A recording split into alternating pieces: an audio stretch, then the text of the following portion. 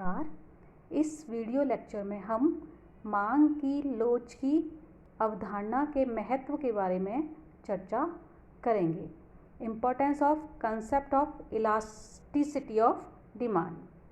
विद्यार्थियों, पिछले वीडियो में हमने मांग की लोच, जिसमें हमने कीमत लोच, आय लोच, तिरछी लोच, इन तीनों अवधारणाओं की चर्चा की थी। इसके अलावा हमने मांग की लोच के माप की विधियों की भी चर्चा की थी। अब हमारे सामने प्रश्न यह उठता है कि हम मांग की लोच का अध्ययन क्यों करते हैं, मांग की लोच की अवधारणा का क्या महत्व है। तो विद्यार्थियों, मांग की लोच की अवधारणा का सैद्धांतिक तथा व्यवहारिक दोनों दृष्टियों से महत्व है। हम मांग की लोच के सिद्धांत का प्रयोग अर्थशास्त्र की बहुत सी समस्याओं और सिद्धांतों की व्याख्या करने में करते हैं। मांग की लोच का प्रयोग कीमत सिद्धांत में भी किया जाता है, क्योंकि हम जानते हैं वस्तु की कीमत मांग तथा पूर्ति की शक्तियों पर निर्भर करती है। किसी वस्तु की पूर्ति के दिए होने पर मांग वक्र की आकृति का उसकी कीमत पर प्रभाव पड़ता है। किसी वस्तु की मांग बेलोच होने पर उसकी कीमत अधिक होती है और विद्यार्थियों, किसी वस्तु की मांग लोचदार होने पर उसकी कीमत नीची रहने की प्रवृत्ति पाई जाती है। जो व्यवसायी फर्में हैं वह भी मांग की लोच को ध्यान में रखकर कीमत को निर्धारित करती हैं, क्योंकि जो फर्म है वह यदि कीमत में वृद्धि करती है तो उसके परिणाम स्वरूप जो वस्तु है उसकी मांगी गई मात्रा में परिवर्तन होगा और वह उपभोक्ताओं के कुल व्यय को भी प्रभावित करेगा, जिसका मतलब है इससे फर्म की आय भी प्रभावित होगी। यदि फर्म के लिए किसी वस्तु की मांग लोचदार है तो फर्म के द्वारा उस पदार्थ की कीमत वृद्धि करने का जो प्रयत्न है वह उसके कुल आगम में, टोटल रेवेन्यू में कमी उत्पन्न कर देगा। यदि फर्म के लिए पदार्थ की मांग बेलोचदार है तो कीमत में वृद्धि होने पर उसके टोटल रेवेन्यू में, कुल आगम में वृद्धि होगी। तो विद्यार्थियों, आजकल बड़ी बड़ी व्यावसायिक फर्में अपने शोध विभाग स्थापित करती हैं और वह कीमतों, मांगी गई मात्रा और कीमत का परिवर्तन होने पर मांग मात्रा में होने वाले परिवर्तनों के विभिन्न आंकड़ों के माध्यम से वस्तु की मांग की लोच को जानने का प्रयास करती हैं। तो इस प्रकार व्यवसायी फर्मों के लिए मांग की लोच बहुत महत्वपूर्ण उपकरण है कीमत निर्धारण में। इसके अलावा मांग की लोच के द्वारा हम ये देखते हैं कि मांग की लोच, औसत आय, सीमांत आय, इन तीनों में एक विशेष प्रकार का संबंध है, क्योंकि जो मांग की लोच है वह बराबर होती है AR divided by AR minus MR। तो हम आगे जब देखेंगे कीमत निर्धारण में तो हम देखेंगे कि किसी फर्म का जो संतुलन होता है वो वहाँ होता है जहाँ MR इक्वल टू MC होता है। जो पूर्ण प्रतियोगिता में फर्में होती हैं उनके लिए वस्तु का मांग वक्र पूर्णतया लोचदार होता है और वहाँ पर कीमत जो है सीमांत लागत के बराबर होती है।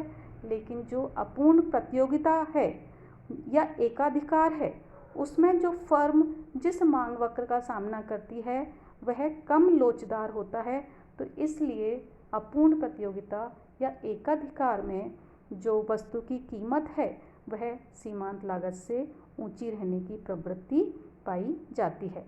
तो मांग की लोच का जो कंसेप्ट है वह एकाधिकार या अपूर्ण प्रतियोगिता में मूल्य निर्धारण में महत्वपूर्ण है, क्योंकि यदि किसी वस्तु की मांग बेलोच है तो एकाधिकारी उस वस्तु का मूल्य ऊंचा रख सकता है, क्योंकि ऐसी दशा में उसकी मांग पर प्रतिकूल प्रभाव नहीं पड़ेगा और वह अधिक कीमत रखकर अपने टीआर को, कुल आगम को अधिकतम कर सकता है।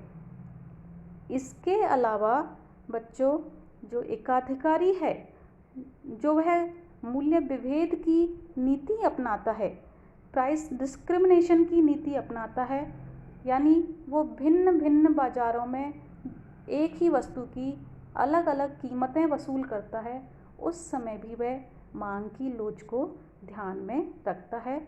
तो विद्यार्थियों, जिस बाज़ार में वस्तु की मांग ज़्यादा लोचदार होगी, उस बाज़ार में वस्तु की कीमत एकाधिकारी कम रखता है, और जिस बाज़ार में वस्तु की मांग कम लोचदार है, वहाँ वह अधिक कीमत रखता है।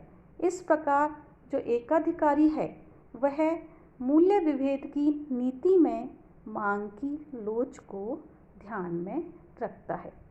इसके अलावा विद्यार्थियों, संयुक्त पूर्ति की दशा में कीमत निर्धारण में भी मांग की लोच उपयोगी है, क्योंकि संयुक्त पूर्ति जैसे ऊन और मांस है, कपास और बिनोले का उत्पादन है, तो ऐसे उद्योग जिसमें एक साथ एक से अधिक वस्तुओं का उत्पादन होता है, वहाँ पर वस्तुओं की कीमतों के निर्धारण में मांग की लोच को ध्यान में रखा जाता है, क्योंकि जो संयुक्त पूर्ति वाली जो वस्तुएं हैं, उनमें वस्तुओं की उत्पादन लागत को पृथक पृथक करना, अलग अलग करना संभव नहीं होता। तो इसलिए जो उत्पादक है, जिस वस्तु की मांग की लोच कम लोचदार है, बेलोच है, उसकी वह अपेक्षाकृत अधिक कीमत रख सकता है और अपना लाभ अधिकतम कर सकता है। इसके अलावा विद्यार्थियों, हमने देखा था कि मांग की तिरछी लोच का कंसेप्ट भी हमने देखा था। तो मांग की तिरछी लोच के आधार पर हमने पिछले वीडियो में भी बताया था कि हम वस्तुओं को पूरक और स्थानापन्न वस्तुओं में बांट सकते हैं। हमने देखा था जिन वस्तुओं की मांग की तिरछी लोच धनात्मक होती है वह प्रतिस्थानापन्न वस्तुएं यानी सब्स्टिट्यूट गुड्स होती हैं, और जिन वस्तुओं की मांग की लोच ऋणात्मक होती है वह पूरक वस्तुएं कॉम्प्लीमेंट्री गुड्स जैसे कार और पेट्रोल होती हैं। तो मांग की तिरछी लोच को देखकर हम वस्तुएं पूरक हैं या प्रतिस्थानापन्न हैं, इसका हम पता कर सकते हैं। इसके अलावा बच्चों, जो मांग की लोच की जो अवधारणा है वह बाजारों के वर्गीकरण में भी काम आती है। हम मांग की तिरछी लोच को देखकर बाजारों का वर्गीकरण कर सकते हैं कि यदि मान लीजिए जो मांग की तिरछी लोच यदि इन्फिनिटी है, अधिक है, बहुत अधिक है, तो वस्तुएं, इसका मतलब एक दूसरे की परफेक्ट सब्स्टिट्यूट हैं, तो वहाँ पूर्ण प्रतियोगिता की स्थिति मानी जाएगी।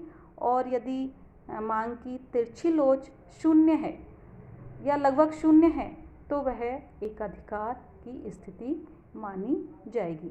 तो कहने का मतलब ये है कि जब फर्में निकट के प्रतिस्थानापन्न वस्तुओं का उत्पादन करती हैं तो उस स्थिति में मांग की लोच अधिक होती है और वहाँ पर अपूर्ण प्रतियोगिता होती है, और मांग की तिरछी लोच यदि अनंत होती है तो पूर्ण प्रतियोगिता होती है। मांग की तिरछी लोच शून्य होने पर एकाधिकार की स्थिति होती है। तो इस प्रकार मांग की लोच का जो अध्ययन है वह काफ़ी महत्वपूर्ण है, और मांग की लोच का जो अवधारणा है वह व्यवहारिक दृष्टि से भी महत्वपूर्ण है। जो सरकार है वह राजकोषीय नीति में मांग की लोच को ध्यान में रखती है। जब जो वित्त मंत्री है यदि वह करारोपण करता है तो उस समय भी मांग की लोच की अवधारणा को काम में लिया जाता है। यहाँ पर जिन वस्तुओं की मांग की लोच यदि अधिक है तो यानी वस्तु की मांग लोचदार है तो कर लगाने से वस्तु की कीमत में वृद्धि होगी, क्योंकि कर लगाने से हम जानते हैं वस्तु की कीमत में वृद्धि होगी। और यदि वस्तु की मांग अधिक लोचदार है तो कीमत में वृद्धि होने से मांग में बहुत ज़्यादा कमी हो जाएगी और सरकारी आय, कर से प्राप्त आय बढ़ने के बजाय घट जाएगी। यानी कहने का मतलब ये है कि अन्य बातें समान रहने पर अधिकतर बेलोच मांग वाली वस्तुओं को ही कराधान के लिए उपयुक्त माना जाता है। तो विद्यार्थियों, वित्त मंत्री करारोपण करते समय मांग की लोच को ध्यान में रखता है। इसके अलावा जो मांग की लोच की अवधारणा है वह कर विवर्तन, इंसिडेंस ऑफ टैक्स के अध्ययन में भी उपयोगी है।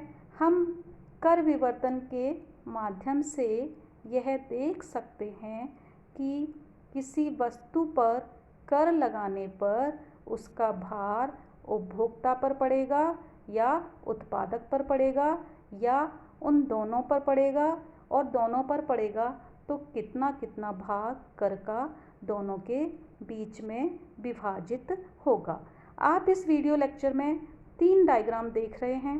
इसमें से एक डायग्राम जिसमें मांग की लोच इन्फिनिटी है, बीच वाला डायग्राम, और एक जो राइट साइड वाला डायग्राम है उसमें मांग की लोच जो 0 है, और जो बाईं तरफ डायग्राम बनाया हुआ है उसमें जो मांग की जो ऋणात्मक लोच है वह 0 से अधिक है, यानी माइनस में होती है चूँकि मांग की जो कीमत लोच है।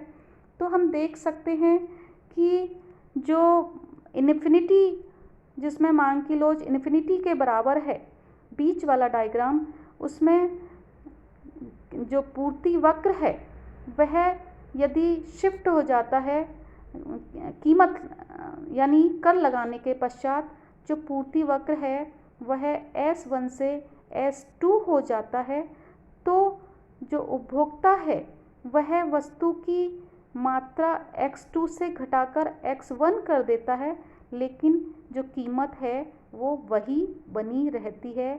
और मांग की लोच अनंत होने पर कर का संपूर्ण भार उत्पादक पर पड़ेगा, क्योंकि कीमत में थोड़ी सी या नगण्य कमी या वृद्धि होने से मांग बहुत ज़्यादा प्रभावित हो जाती है।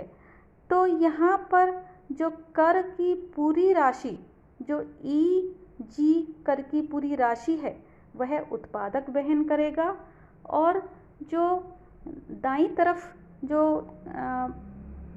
चित्र बना हुआ है जिसमें मांग की लोच 0 है उसमें कर की संपूर्ण राशि उपभोक्ता वहन करता है।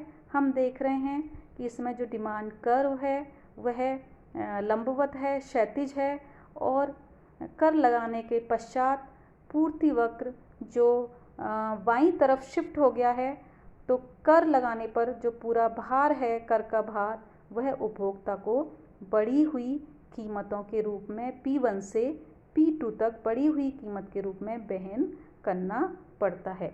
और लेकिन जब यदि मांग की लोच 0 और इन्फिनिटी इन दोनों के बीच में होती है तो कर का भार मांग की लोच के अनुसार उत्पादक और उपभोक्ता दोनों में विभाजित हो जाता है। जितनी ज़्यादा मांग लोचदार होगी उतना ही उत्पादक पर ज़्यादा भार आएगा कर का, और जितनी ज़्यादा मांग बेलोच होगी उतना ही भार उपभोक्ता पर कर का अधिक आएगा। तो कहने का मतलब ये है कि हम कर विवर्तन के प्रभाव का अध्ययन, यानी कर भार किस पर पड़ेगा, उपभोक्ता पर पड़ेगा, या उत्पादक पर पड़ेगा, उसका अध्ययन करने के लिए हम मांग की लोच की अवधारणा काम में लेते हैं। इसके अलावा मांग की लोच का और भी व्यवहारिक महत्व है। अंतर्राष्ट्रीय व्यापार में मांग की लोच की अवधारणा बहुत महत्वपूर्ण रखती है। अंतर्राष्ट्रीय व्यापार में जो व्यापार शर्तों का निर्धारण है, दो देशों के बीच में जो व्यापार शर्तों का निर्धारण है, वह इस बात पर निर्भर करेगा कि देश के आयातों और निर्यातों की मांग की लोच किस प्रकार की है। यदि किसी देश के निर्यातों की मांग बेलोच तथा आयातों की मांग लोचदार है, तो व्यापार शर्तें देश के अनुकूल होंगी। और इसी प्रकार अवमूल्यन करने पर यदि कोई देश भुगतान संतुलन की समस्या का निदान करने के लिए, बच्चों, जब कोई देश अवमूल्यन की नीति अपनाता है तो वह अवमूल्यन उस देश के लिए लाभदायक होगा या नहीं होगा, यह इस बात पर निर्भर करेगा कि उस देश के आयातों और निर्यातों की मांग की लोच किस प्रकार की है।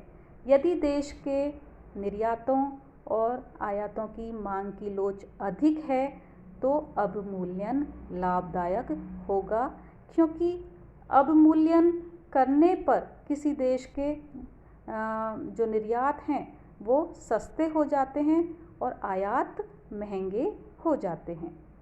तो अवमूल्यन का प्रभाव किस प्रकार होगा, इसमें भी मांग की लोच की अवधारणा महत्वपूर्ण है।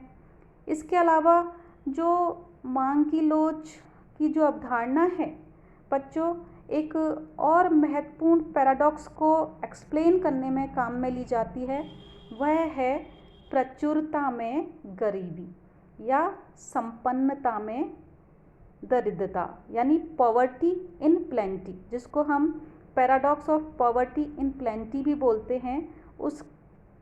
उसकी व्याख्या करने में भी मांग की लोच को काम में लिया जाता है।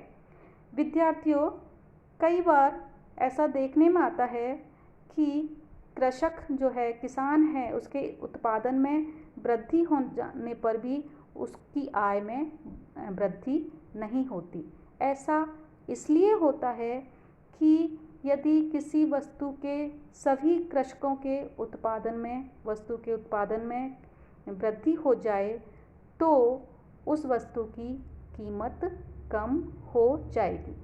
और जैसे कि मान लीजिए सपोज कि खाद्यान्न है या अनाज है, उसके उत्पादन में वृद्धि हो गई है तो उसकी कीमतें कम हो जाएंगी, लेकिन जो खाद्यान्न है या अनाज है उनकी मांग बेलोच होती है, इसलिए कीमतों में कमी होने पर उपभोक्ता का कुल व्यय अनाजों पर घट जाता है। और इसलिए जो उपभोक्ता का यदि व्यय अनाज पर घटता है, खाद्यान्नों पर घटता है, तो उपभोक्ता का व्यय कृषक की आय है, इसलिए कृषक की आय कम हो जाती है। जबकि जो कृषक है, किसान है, उसकी जो क्रॉप है वो बम्पर क्रॉप हुई थी, अधिक उत्पादन हुआ था, भरपूर फसल हुई थी, फिर भी उसकी आय बढ़ने के बजाय घट जाती है। तो इसको हम paradox of plenty in poverty कहते हैं। और इस पैराडॉक्स को, इस विरोधाभास को एक्सप्लेन करने में मांग की लोच की अवधारणा काम में ली जाती है। इसके अलावा विद्यार्थियों, मांग की लोच का जो कंसेप्ट है वह मजदूरी निर्धारण में भी महत्वपूर्ण है। जिस श्रमिक की मांग बेलोच होती है उसकी जो मजदूरी है वह अधिक रहने की प्रवृत्ति रहती है, और जिस प्रकार के श्रमिक की मांग लोचदार होती है उनकी मजदूरी नीची रहने की संभावना रहती है। तो इस प्रकार हम देखते हैं कि मांग की लोच की जो अवधारणा है उसका बहुत व्यापक महत्व है। ये जो मांग की लोच का जो विषय है वह अर्थशास्त्र में काफ़ी महत्वपूर्ण स्थान रखता है, और अर्थशास्त्र के अनेक सिद्धांतों तथा समस्याओं की व्याख्या करने में मांग की लोच को प्रयुक्त किया जाता है। जैसा कि हमने देखा, कीमत निर्धारण में, अंतर्राष्ट्रीय व्यापार में, सार्वजनिक वित्त में इसका प्रयोग व्यापक रूप से किया जाता है।